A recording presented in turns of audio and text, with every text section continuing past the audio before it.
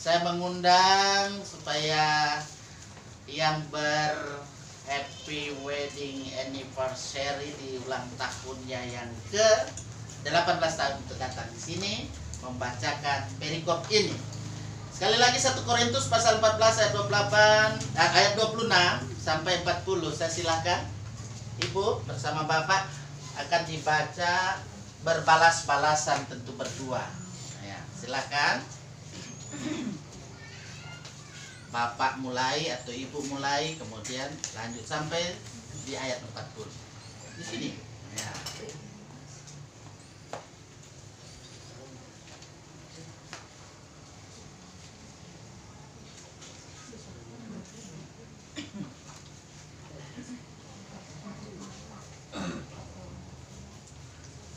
Pembacaan firman Tuhan saat ini terdapat dalam 1 Korintus pasal 14 ayat 26 sampai 40.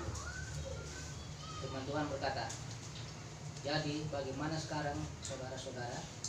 Bila mana kamu berkumpul, hendaklah tiap-tiap orang mempersembahkan hukumannya yang seorang mazmur, yang lain pengajaran atau penyataan Allah, atau karunia bahasa roh, atau karunia untuk menafsirkan bahasa roh. Tetapi semuanya itu harus dipergunakan untuk membangun." Jika ada yang berkata-kata dengan bahasa roh, biarlah 2 atau sebanyak-banyaknya 3 orang, seorang demi seorang, dan harus ada seorang lain untuk menafsirkannya.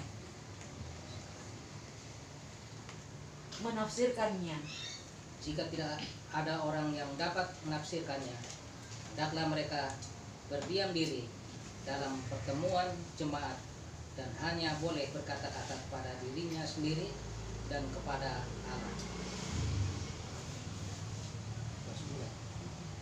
Tentang nabi-nabi, baiklah 2 atau 3 orang di antaranya berkata-kata, dan yang lain menanggapi apa yang mereka katakan. Tetapi jika seorang lain yang duduk di situ mendapat penyataan, maka yang pertama itu harus berdiam diri. Sebab kamu semua boleh bernubuat seorang demi seorang, sehingga kamu semua dapat belajar dan beroleh kekuatan. Karunia nabi takluk kepada nabi-nabi. Sebab Allah tidak menghendaki kekacauan, tetapi damai sejahtera. Sama seperti dalam semua jemaat orang-orang kudus, perempuan-perempuan harus berdiam diri dalam pertemuan-pertemuan jemaat, sebab mereka tidak diperbolehkan untuk berbicara. Mereka harus menundukkan diri seperti yang dikatakan juga oleh hukum Taurat. Jika mereka ingin mengetahui sesuatu, baiklah mereka menanyakan kepada suaminya di rumah, sebab tidak sopan bagi perempuan untuk berbicara dalam pertemuan jemaat. Atau adakah firman Allah mulai dari kamu, atau hanya kepada kamu sajakah firman itu telah datang? Jika seorang menganggap dirinya nabi atau orang yang mendapat karunia rohani, ia harus sadar bahwa apa yang kukatakan kepadamu adalah perintah Tuhan. Tetapi jika ia tidak mengindahkannya, janganlah kamu mengindahkan dia. Karena itu, saudara-saudaraku, usahakanlah dirimu untuk memperoleh karunia untuk bernubuat, dan janganlah melarang orang yang berkata-kata dengan bahasa roh. Tetapi segala sesuatu harus berlangsung dengan sopan dan teratur. Ya, terima kasih.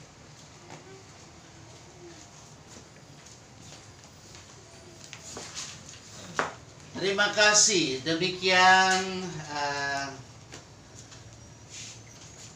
tentu dua hati yang sudah disatukan berapa belas tahun lalu?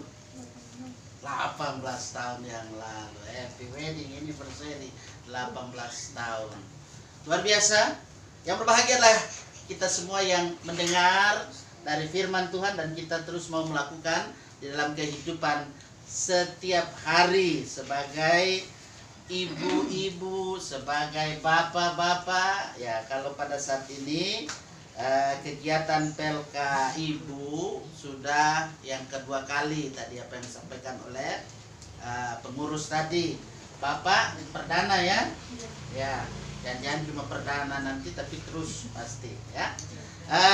Luar biasa. Jadi pada saat ini kita bersyukur dengan keluarga dengan peristiwa yang Tuhan sudah nyatakan.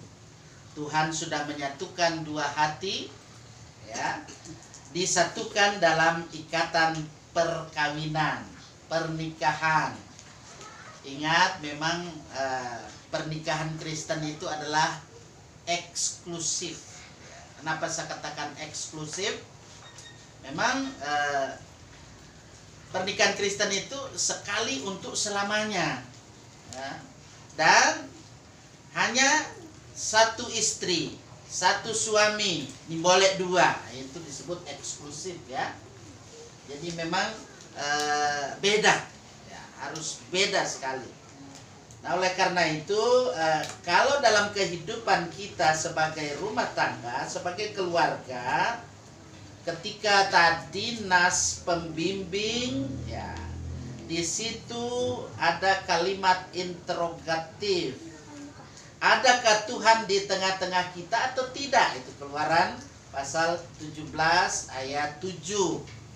Kalau setiap pernikahan yang ada ya, termasuk bapak-bapak yang hadir saat ini, ibu-ibu yang hadir saat ini, dalam kaitan dengan bagaimana hidup bersatu hati ya, mentaati dan melaksanakan perintah-perintah Tuhan.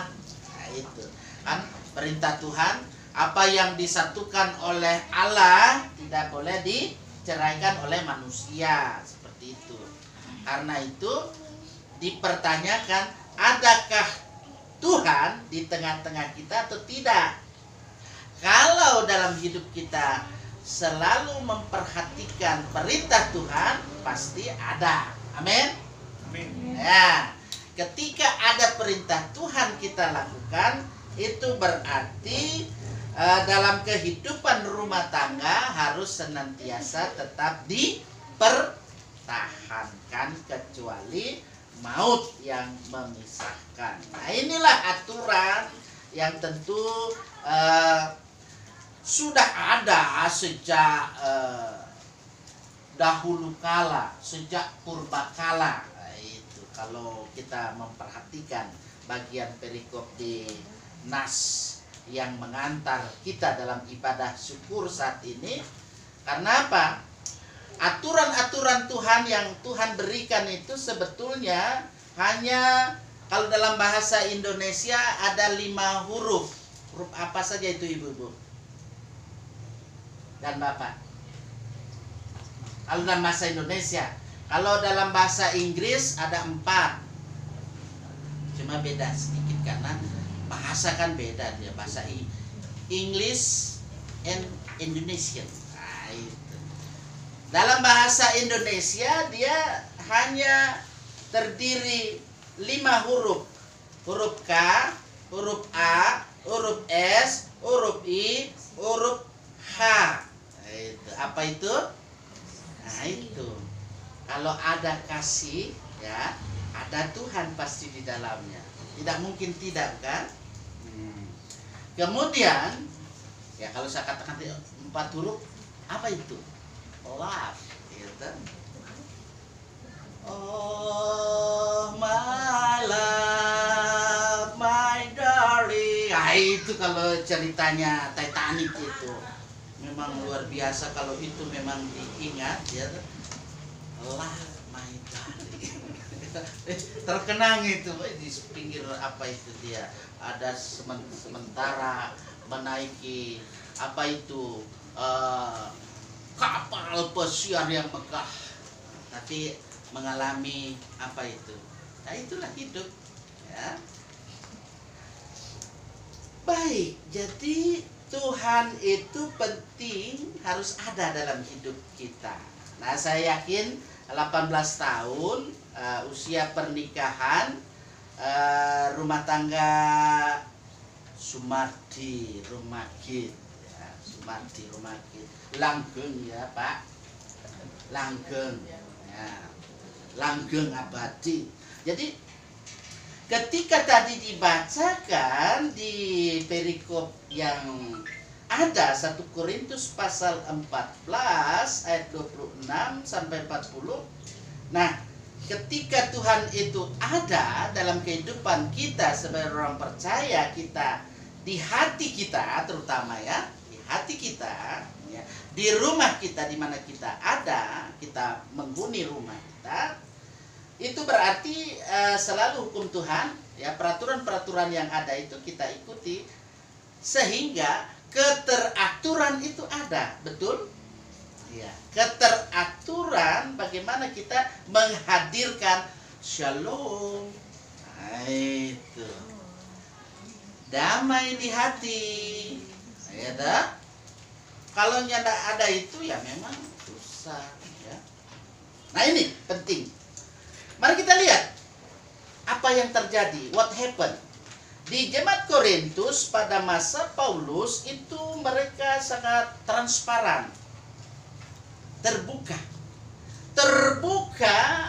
di mana Injil yang Paulus sampaikan, dia beritakan, ya, dia sampaikan, dia beritakan. Bahkan ada di kalangan anggota jemaat yang memperoleh karunia roh. Nah, situasi yang ada memang turut memotivasi jemaat untuk boleh tumbuh kembang. Tumbuh kembang dengan pesat. Akan tetapi ibu-ibu dan bapak-bapak yang sangat dalam kasih Tuhan, jemaat yang dalam kaitan tumbuh kembang yang ada di kota, boleh dikatakan itu Korintus adalah metropolitan. Kalau kita bisa sandingkan di Indonesia metropolitan di mana? Jakarta. Nah, bolehlah seperti itu ya. Jadi Korintus termasuk kota metropolitan ya, di mana jemaat tidak sepi dengan persoalan, banyak persoalan yang muncul. Anggota jemaat mendapat karunia roh dan mereka saling bersaing rupanya satu terhadap yang lain, membandingkan siapa yang menerima karunia lebih hebat. Itu seperti itu. Nah, persaingan seperti ini menimbulkan apa yang disebut dengan skisma, perpecahan.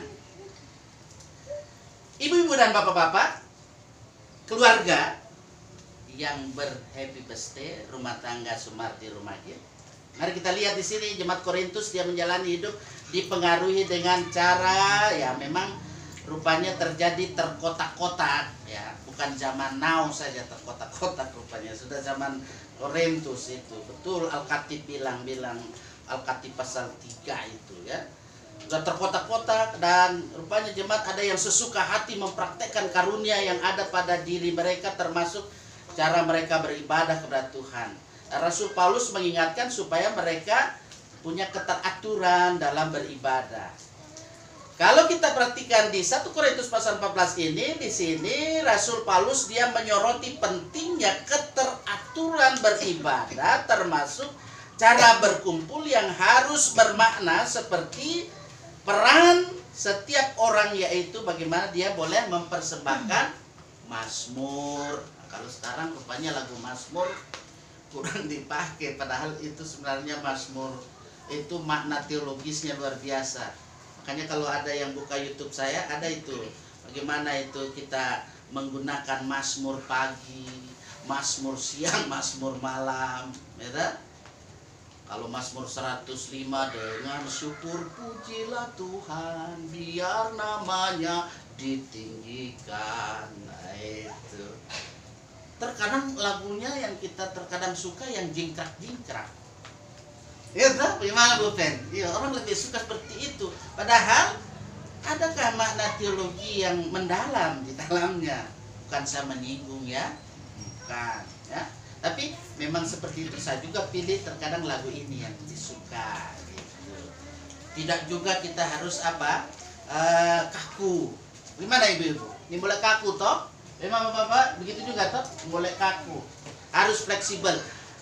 Mari kita lihat di sini apa yang dikatakan dari perikop ini. Paulus mengingatkan kepada jemaat yang ada di Korintus supaya bila ada ya dikatakan di situ nabi yang hendaknya bernubuat, ya itu harus sesuai dengan pernyataan Allah, tidak boleh menurut kehendak sendiri. Nah, itu zaman now kan ada yang seperti itu. Nah, itu ada yang menganggap diri apa rasul atau apa ya, padahal rasul sudah kelar tuh sampai kapan itu ya, tinggal sekarang bagaimana kita menjadi duta bagi Kristus, bagaimana kita menjadi pembawa beritanya. Mari kita lihat ayat 31. Sebab coba ayat 31 kita baca bersuara sama-sama supaya kedengaran di apa ya, di rekaman yang ada. 31 semua nyaring baca. Sebab kamu semua boleh bernubuat seorang demi seorang, sehingga kamu semua dapat belajar dan beroleh kekuatan. Ya, jadi Paulus di sini memberikan ketegasan supaya tidak sembarangan bernubuat bila tidak dikehendaki Allah. Allah menghendaki apa yang disebut dengan tadi di awal saya katakan apa? Keteraturan. Ya. Allah menghendaki keteraturan, bukan kekacauan, termasuk dalam pertemuan ibadah. Ya, seperti yang kita lakukan ini kan sudah teratur. Betul ibu-ibu? Ya, mungkin ke depan lebih teratur lagi, ya tak? Kemudian di sini Paulus juga mengingatkan supaya dalam kehidupan ini kaum perempuan juga diberi perhatian, ya tak? Kalau dulu perempuan itu dikasih di kelas nomor 2. Nah, kalau sekarang gereja kita ya puji Tuhan ya, pendeta perempuan saja Bu Pendeta sudah berapa ya jumlahnya? Kalau Bu Pendeta dia ingat paling.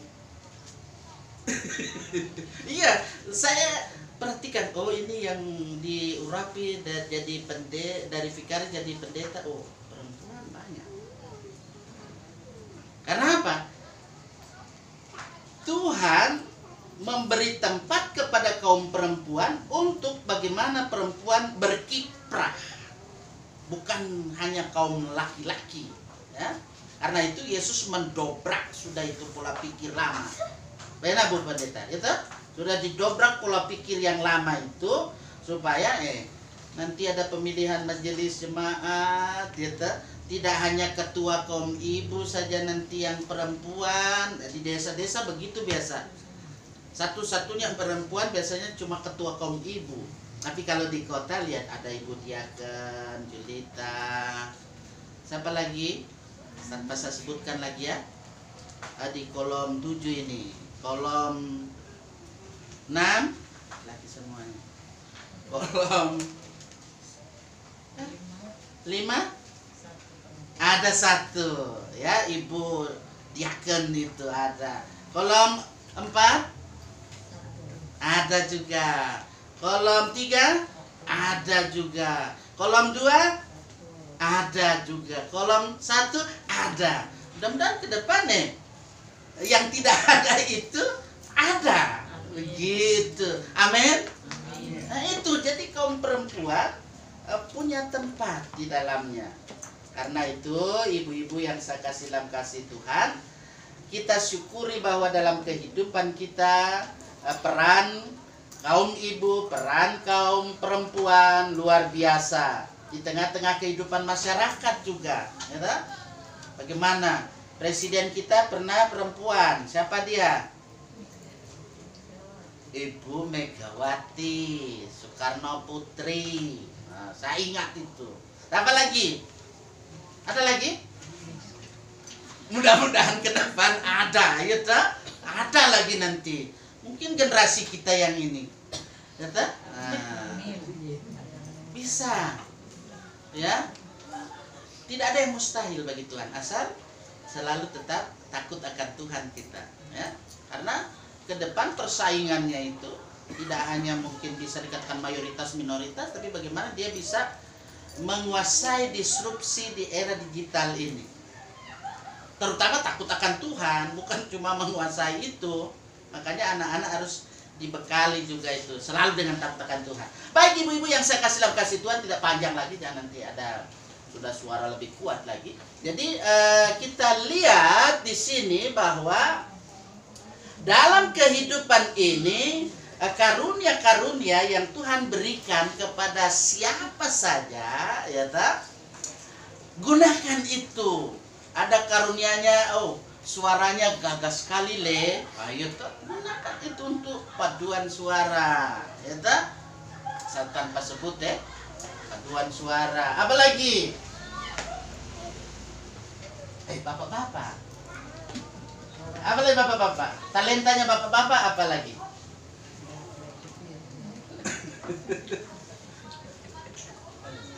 Bah pikir lah nanti habis rambu lagi. Jadi semua yang Tuhan berikan dalam hidup kita, ya toh, masing-masing Tuhan kasih itu mungkin masih tersembunyi atau kita sembunyikan, jangan. Jadi kita harus gunakan, ya. Fungsikan karunia yang Tuhan berikan. Ada karunia untuk mengajar, ya, gunakan itu dengan sebaik-baiknya. Karunia untuk bagaimana memimpin, ya, leader, menjadi leader, ada itu karunia menjadi leader dalam kehidupan kita gunakan.